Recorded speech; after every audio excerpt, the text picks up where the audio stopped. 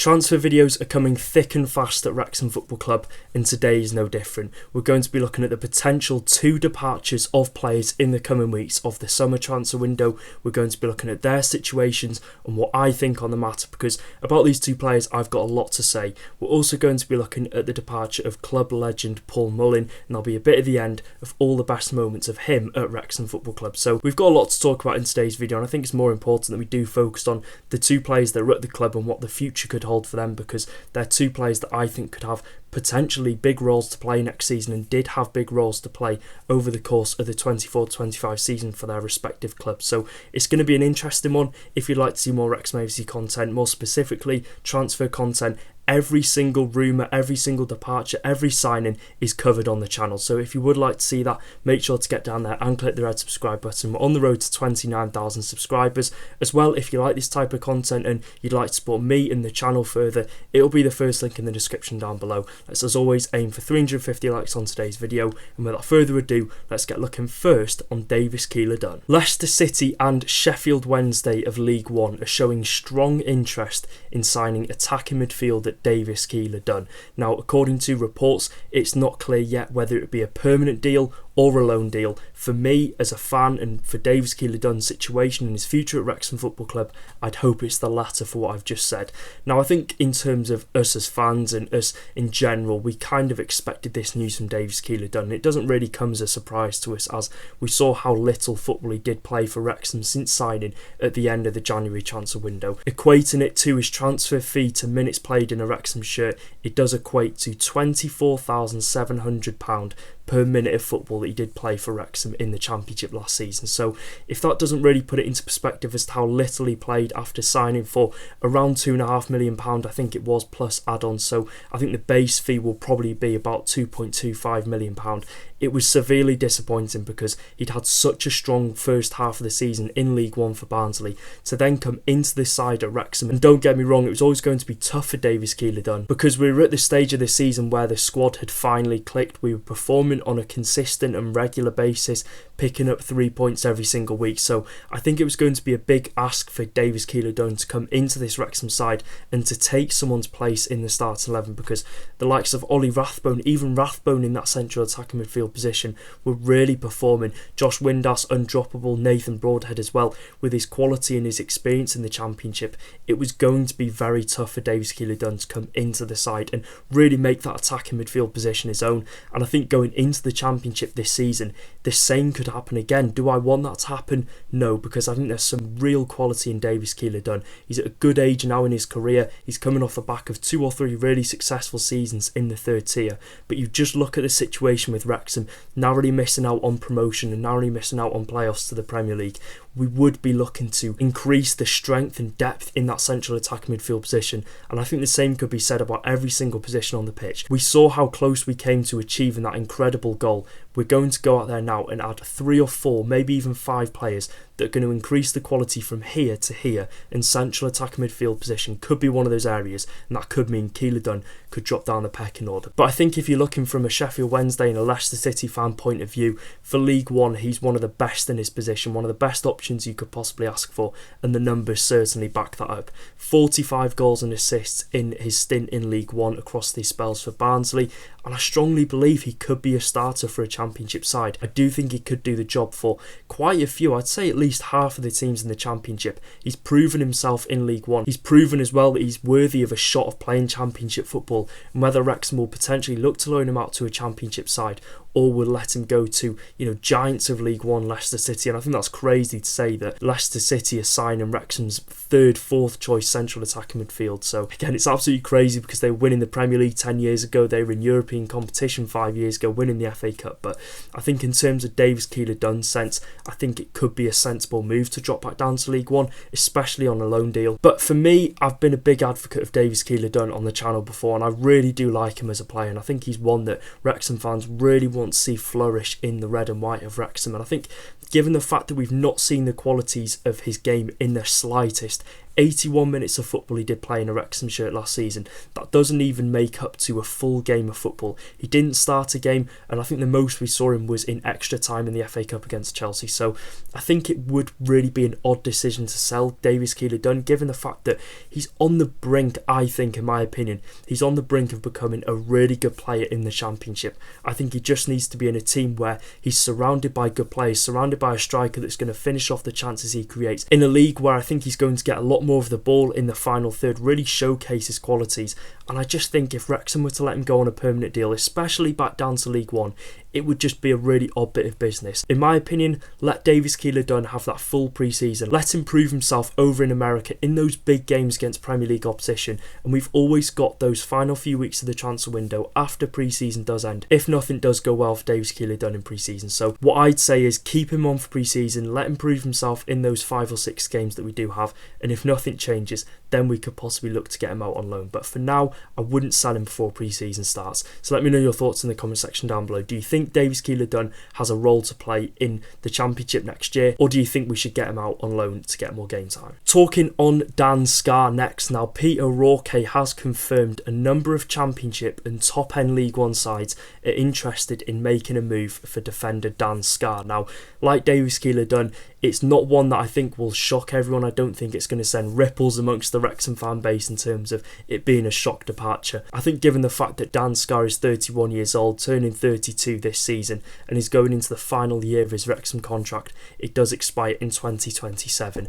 It's a departure that I unfortunately can see happening. Now I say unfortunately because I've been a big fan of Dan Scarr ever since he did sign in League One. I've been a really big fan of him, and I think he's been one of the most solid defenders and sound defenders when called upon in this Wrexham side.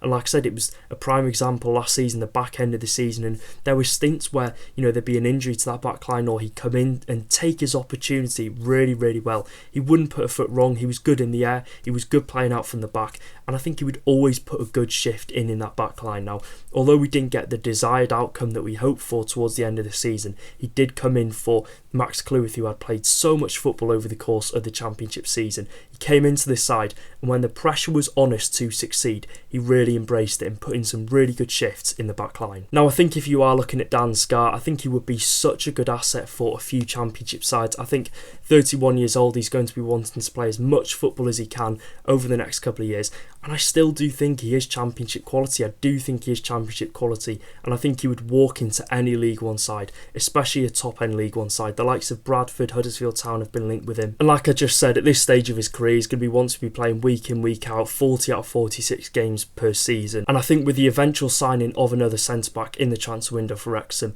I think he's going to start to weigh up his options elsewhere, which is a shame because I think, like I said, he's always been a solid defender for us. But you're going to be looking now, he's 32 this year. Wrexham are going to want players that are going to be with us now for the next 3, 4, 5 years that are possibly going to have big resale values on in the future, because football now is just a financial game, you know, it's a buy and sell game. So yeah, let me know your thoughts. Would you keep Dan Scarr on for the final year of his contract, or would you look to let him go and secure a fee for him? And finishing off the video, after 5 years at the football club, it's time to wave goodbye to one of the cult heroes post-takeover under Ryan Reynolds and Rob McElhenney, one of the players that's played such an instrumental rise up to the Championship. And I think these stats I saw on social media really do speak for themselves on the impact and the legacy that Paul Mullin has left at Wrexham Football Club. 110 goals in 172 games, the National League top scorer in the 21-22 season, National League Player of the Season in the 21-22 season, FA Cup scorer 22-23, 3 times Goal of the Season winner, 3 times Player of the Season winner, National League Team of the Decade, 3 promotions in a Wrexham shirt, going from the National League to League 2, League 2 to League 1, and League 1 to the Championship. This is the best free signing this football club will ever make. We could sign a player on a free that would win us the Champions League, win us the Premier League, FA Cup, etc.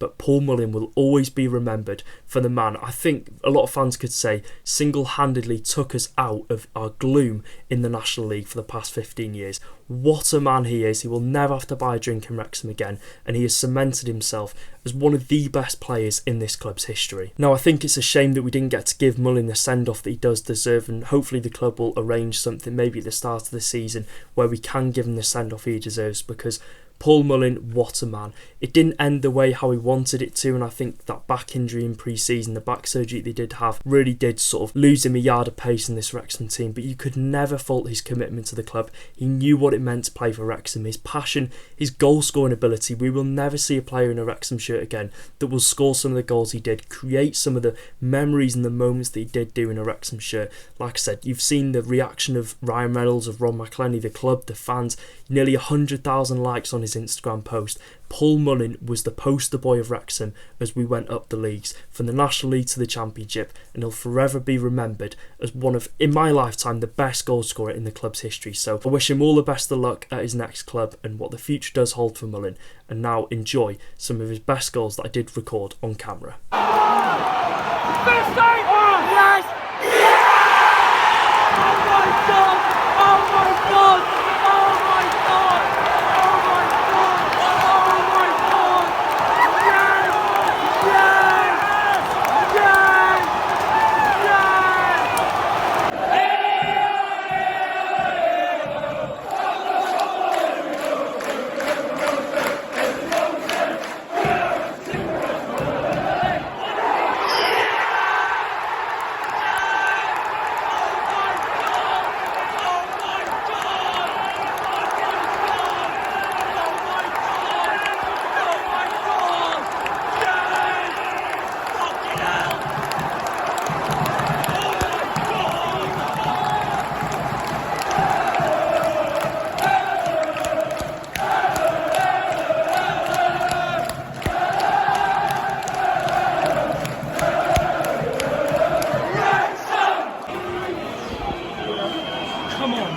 Come on!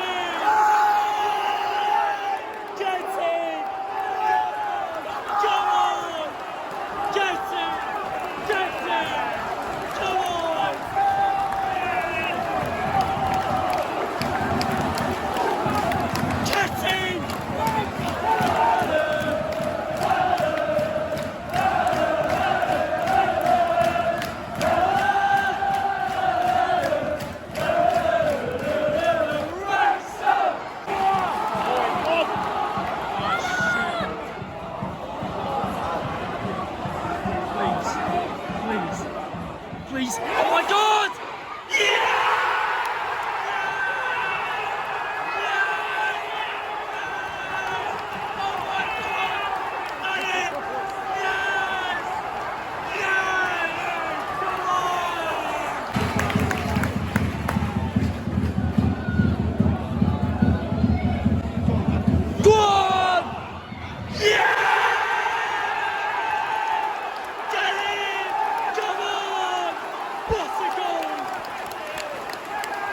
What a